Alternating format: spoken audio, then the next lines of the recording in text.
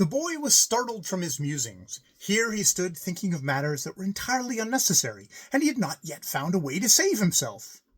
"You mustn't be so impatient," he said. "This is a serious matter for me, and I've got to have time to consider."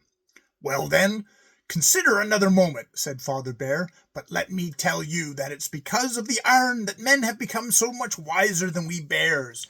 For this alone, if nothing else, I should like to put a stop to the work here."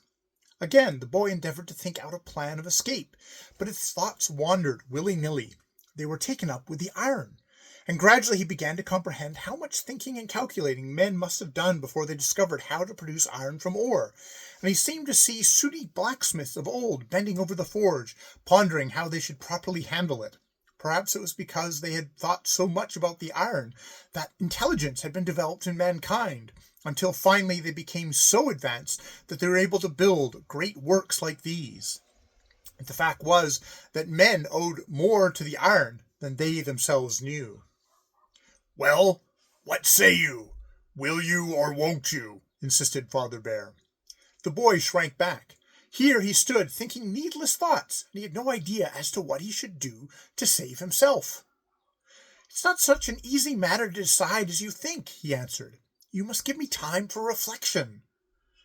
"I can wait for you a little longer," said Father Bear, "but after that you'll get no more grace. You must know that it's the fault of the iron that the human kind can live here on the property of the bears, and now you understand why I should be rid of the work."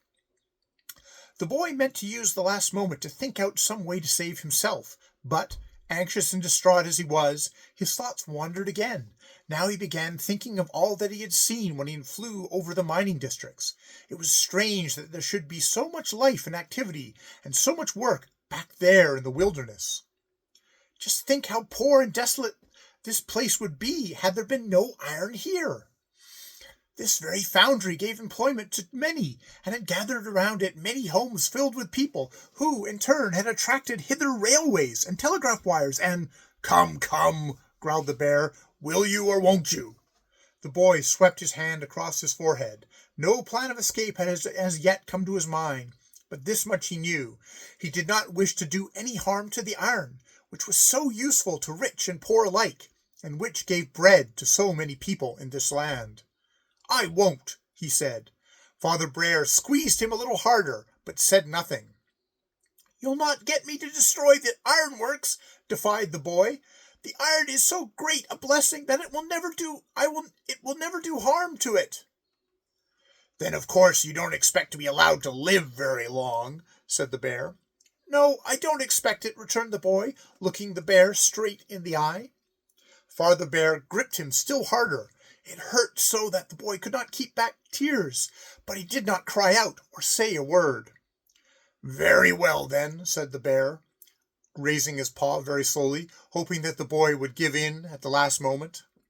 But just then the boy heard something click very close to them, and saw the muzzle of a rifle 2 paces away. Both he and Father Brown had been so engrossed in their own affairs that they had not observed that a man had stolen right up upon them. "Father Bear, don't you hear the clicking of a trigger?" cried the boy. "Run, or you'll be shot." Father Bear grew terribly hurried. However, he allowed himself time enough to pick up the boy and carry him along. As he ran, a couple of shots sounded, and the bullets grazed his ears, but luckily he escaped. The boy thought, as he was dangling from the bear's mouth, that never had he been so stupid as he was that tonight. If he'd only kept still, the bear would have been shot, and he himself would have been freed. But he had been so accustomed to helping the animals that he did it naturally, as a matter of course.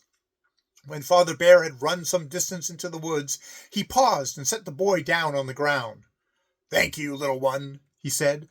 "I dare say those bullets would have caught me if you hadn't been there. And now I want to do you a service in return. If you should ever meet with another bear, just say to him this, which I shall whisper to you, and he won't touch you." Father Bear whispered a word or two in the boy's ear, and hurried away, for he thought he heard hounds and hunters pursuing him. The boy stood in the forest, free and unharmed, and could hardly understand how it was possible. The wild geese had been flying back and forth the whole evening, peering and calling, but they had been unable to find Thmbtt. They searched long after the sun had set, and finally, when it had grown so dark that they were forced to alight somewhere for the night, they were very downhearted. There was not one among them that but thought that the boy had been killed by the fall, and was lying dead in the forest, where they could not see him. But the next morning, when the sun peeped over the hills and awakened the wild geese, the boy lay sleeping as usual in their midst. When he woke and heard them shrieking and cackling their astonishment, he could not help laughing. They were so eager to know what had happened to him that they did not care to go to breakfast until he had told them the whole story.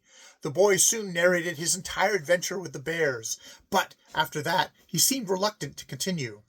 "How I got back to you, perhaps, you already know?" he said. "No, we know nothing. We thought you were killed." "That's curious," remarked the boy. "Oh, yes. When Father Bear left me, I climbed up into a pine and fell asleep. At daybreak I was awakened by an eagle hovering over me. He picked me up with his talons and carried me away. He didn't hurt me, but flew straight here to you and dropped me down among you."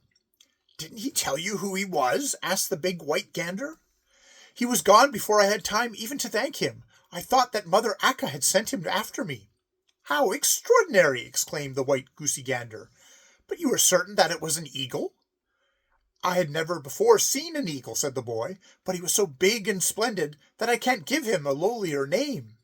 Morton Goosey Gander turned to the wild geese to hear what they thought of this, but they stood gazing into the air as though they were thinking of something else. "We must not forget entirely to eat breakfast today," said Akka, quickly spreading her wings.